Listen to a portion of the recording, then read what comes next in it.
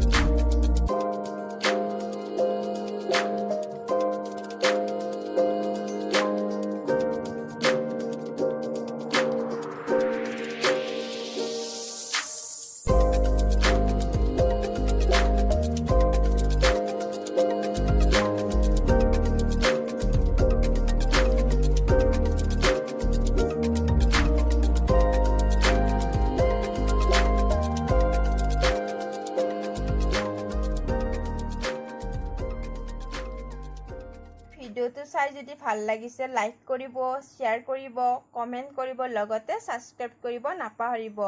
আজিলৈ bye bye.